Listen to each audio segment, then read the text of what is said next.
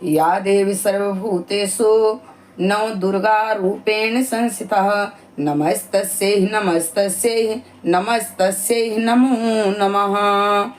जगत जननी आदि शक्ति माँ भवानी दुर्गा के चरणों में हमारा कोटि कोटि प्रणाम स्वीकार हो।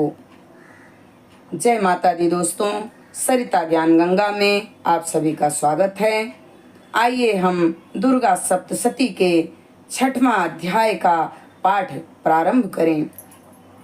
ऋषि बोले, देवी जी का इस प्रकार का वचन सुनकर दूत क्रोध से लाल होकर वहां से चला आया। आते ही दैत्यराज को विस्तार के साथ सभी बातें सुना दी।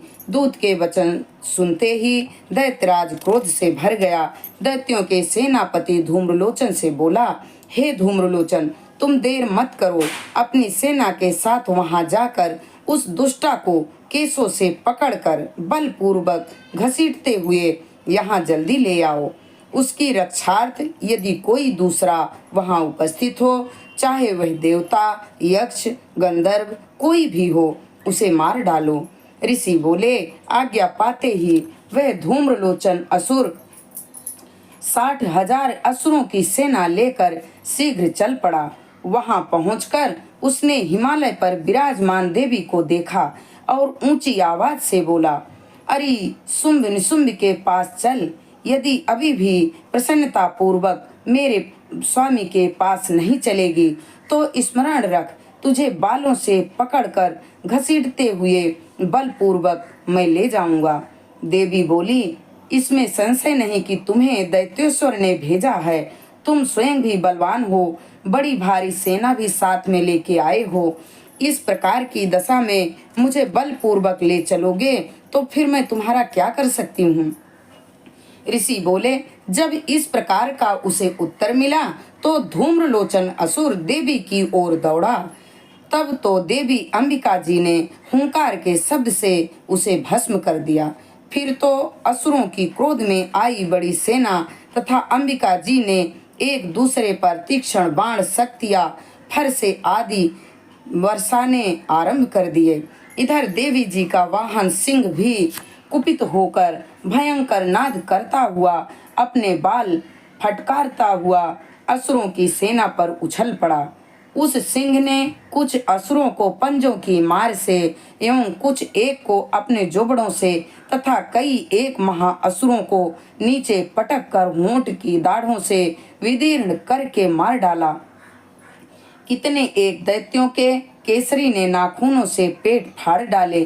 कितने एक दैत्यों को तल प्रहार कर उनके सिर धड़ से पृथक कर डाले। दूसरों की भुजाएं, सिर आदि छिन्न भिन्न कर दिए। कितने के पेट फाड़ फाड़ कर गले के बाल फटकारते हुए सिंह ने रुधिरपान किया। अत्यंत कुपित हुई देवी जी के वाहन बलवान सिंह ने क्षण भर में दैत्यों की सेना का क्षय कर दी।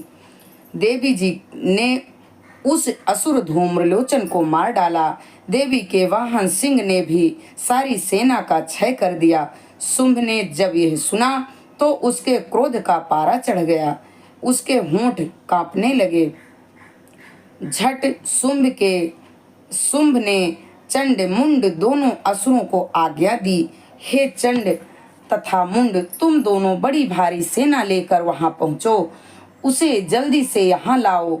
उसे बालों से खींचकर अथवा बांधकर ले आओ। यदि इस प्रकार लाने में तुम लोगों को संशय हो तो युद्ध करो।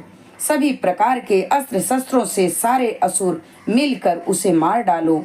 उस दुष्टा के मर जाने पर एवं सिंह के भी मर जाने पर जिस दशा में भी अंबिका पड़ी हो, उसे बांधकर अपने साथ लेकर शीघ्र लौट आओ।